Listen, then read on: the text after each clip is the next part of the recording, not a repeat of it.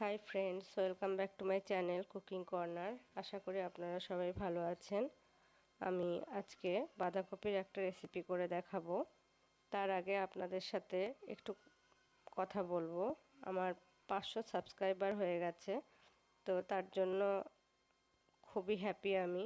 তো আপনারা আমার পাশে ছিলেন দেখেই আমি এতটা পথ অতিক্রম করতে পেরেছি।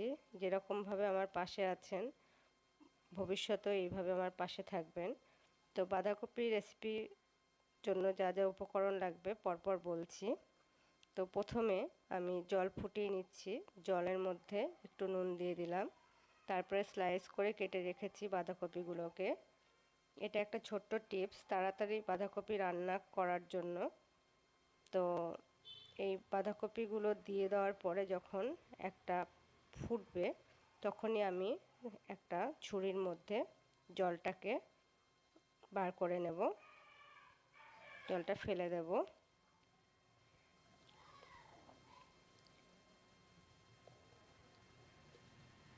তো মোটামুটি যখনই ফুটে উঠবে, যে ফুটে উঠেছে, আমি নামিয়ে ফেলবো।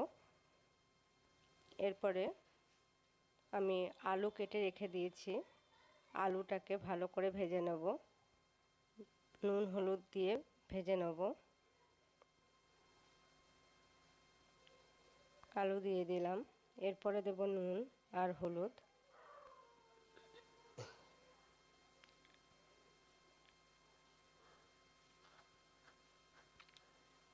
নুন হলুদ দিয়ে ভালো করে ভেজে নিলে আলুর আর কাঁচা গন্ধ থাকে না।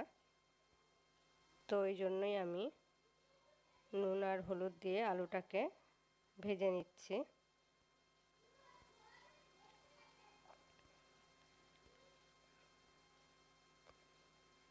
আলুটা ভাজা হয়ে গেলে আমি একটা পাত্রে তুলে রেখে দেব। তো আলু ভাজা প্রায় হয়েই এসছে, আমি একটা পাত্রে রেখে দিচ্ছি তেল ছড়িয়ে।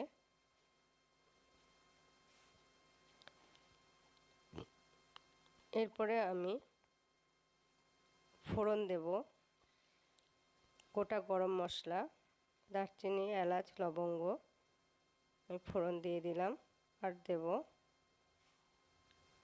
জিরে মানে গোটা জিরে আর তেজপাতা।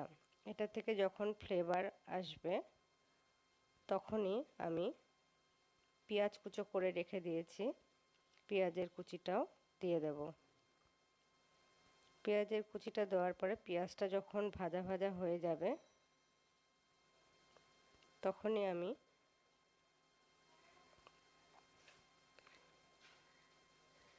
আদা আর রসুন আমি বেটে রেখেছি, আমি আদা রসুন বাটাটাও দিয়ে দেব। তো মোটামুটি পেঁয়াজটা ভাজা হয়ে গেছে।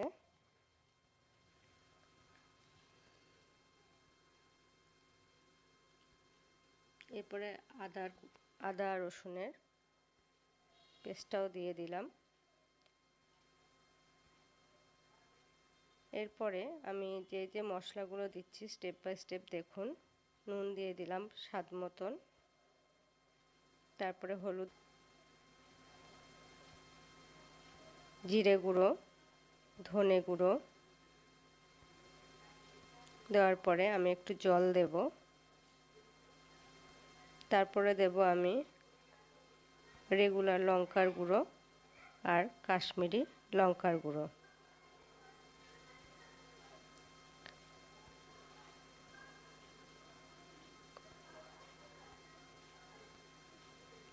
কাশ্মীরি লঙ্কার গুঁড়োটা দেওয়া হয় শুধু কালারটা যাতে ভালো হয় বা দেখতে যাতে ভালো লাগে, তার জন্য কাশ্মীরি লঙ্কার গুঁড়োটা দেওয়া হয়।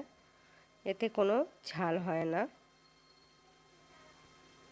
আমি অল্পই দিয়েছি রেগুলার লঙ্কার গুঁড়ো। তো এটা ভালো করে কষিয়ে নিতে হবে।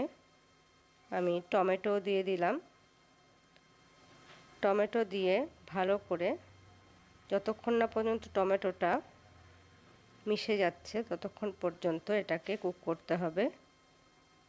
তো আমি একটু ঢাকা দিয়ে রাখলাম। দেখুন টমেটোগুলো প্রায় হয়েই এসছে। এরপরে আমি দিয়ে দিচ্ছি বাঁধাকপিটা। দেখুন কতগুলো বাঁধাকপি ছিল, কতটুকু হয়ে গেছে। এবং এরপর আলুটাও দিয়ে দিলাম। আলুটা দিয়ে ভালো করে নাড়তে হবে। বাঁধাকপি আর মশলাটা যাতে বাঁধাকপির মধ্যে মিশে যায়, ভালো করে বারবার নাড়াতে হবে।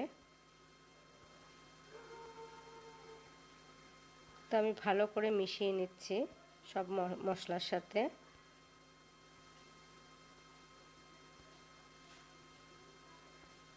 তো মিশিয়ে নেওয়ার পরে আমি একটু ঢেকে রেখে দেব।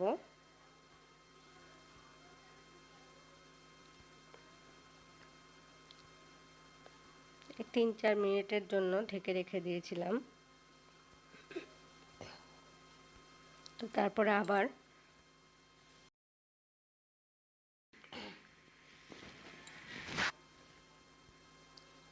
আবারও নাড়তে হচ্ছে, বারবার নাড়তে হবে, কেননা যাতে নিচে লেগে না যায়।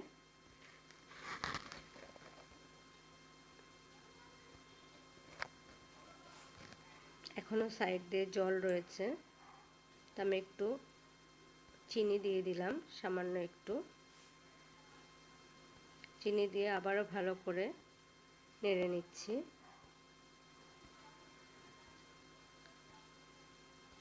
এতে আপনারা কড়াইশুঁটিও দিলে পরে আরও ভালো লাগে টেস্ট, কিন্তু কড়াইশুঁটি ছিল না, তার জন্য আমি কড়াইশুঁটিটা দিতে পারিনি। তো আলুও সিদ্ধ হয়ে গেছে, কিন্তু খেতে খুব টেস্ট হয়। এইভাবে যদি নিরামিষও করা হয় সেটাতেও খুব ভালো লাগে, এবং আমিষে তো ভালো লাগবে। আমি একটু ঢেকে রেখে দিচ্ছি, এবং নামানোর আগে যে আমি চিকেনের একটা মশলার কথা বলেছিলাম, সিক্রেট মশলা, সেই মশলাটা আমি এখানে ব্যবহার করব। দারচিনি, এলাচ, লবঙ্গ, জিরে, গোটা জিরে, ধনে, মৌরি, এগুলো আমি ভেজে নিয়ে তারপর আমি গুঁড়ো করে রেখেছিলাম। এটা আমার ভিডিও ডেসক্রিপশনে দেওয়া আছে, আপনারা দেখে নেবেন। আমি ওই মশলাটাই দিলাম। এই মশলাটা সব কিছুতেই দেওয়া যায়। তো আমি একটুখানি ঘিও দিয়ে দিলাম নামানোর আগে। এরপরে ভালো করে বিষয়টাকে মিশিয়ে নিতে হবে।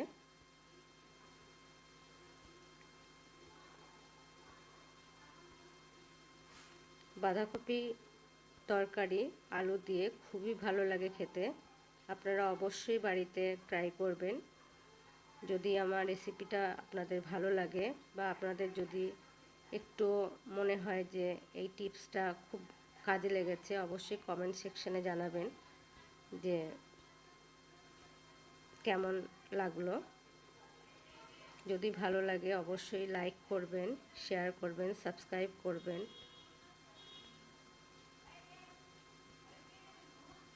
অনেক অনেক ধন্যবাদ।